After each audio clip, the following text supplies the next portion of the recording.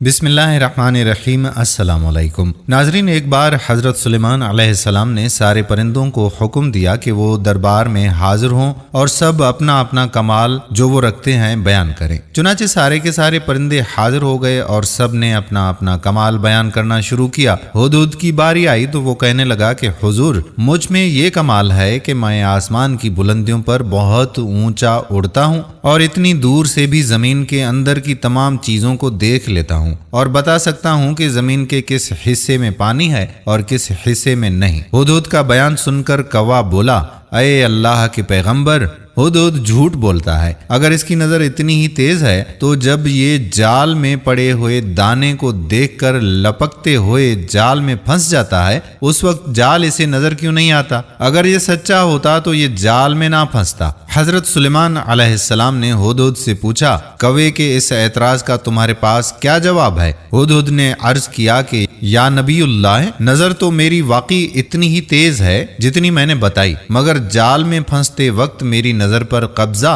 और तकदीर का पर्दा पड़ जाता है। अल्लाह अकबर। हजरत दाऊद अलैहिस्सलाम के जमाने में दो औरतें थीं।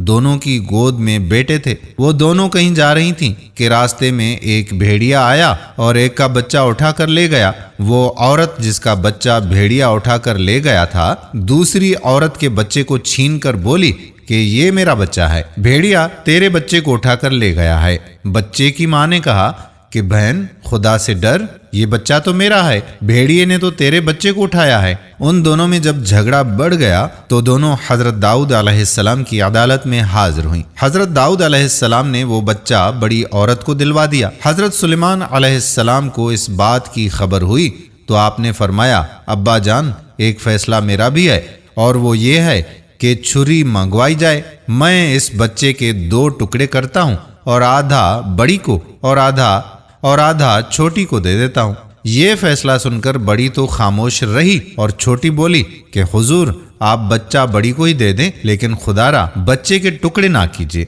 हजरत सुलेमान अलैहिस्सलाम ने फरमाया कि बच्चा इस छोटी का ही है, जिसके दिल में शफकत मादरी पैदा हो गई। चुनाचे वो बच्चा छोटी को दे दिया गया। दोस्तों, मोहब्बत का तकाजा यही है कि महबूब को तकलीफ पहुंचने न पाए, उसे कांटा चुभने न पाए। अगर हमने अपने प्यारे अल्लाह से मोहब्बत का रिश्ता मजबूत कर लिया तो फिर वो कैसे गवारा करेगा कि हमें कोई तकलीफ पहुंचे, ख्वाह दुनिया में हो या कब्र में, महशर में हो या पुलसरात पर। बेशक इंसान को दी गई नेमतों में से इल्म एक बहुत बड़ी नेमत है। अगर इंसान उस इल्म को अक्ल व दानिश से इस्तेमाल करे तो बड़े बड़े मामले हल हो जाते हैं। लेकिन अफसोस कि हम अपने इल्म का इस्तेमाल भी अपने ज़ाती मुफादात के लिए ही करते हैं।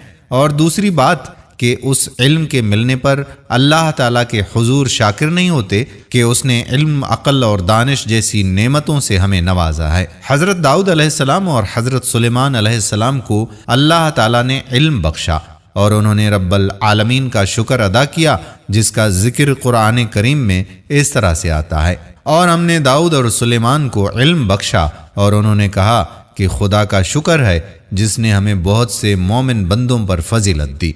सूरतुल नमल आयत नंबर 35। दोस्तों, हम उम्मीद करते हैं कि ये बातें आपको जरूर अच्छी लगी होंगी। दूसरे लोगों तक ये बातें पहुंचाने में हमारी मदद कीजिए। इस वीडियो को ज्यादा से ज्यादा शेयर कीजिए।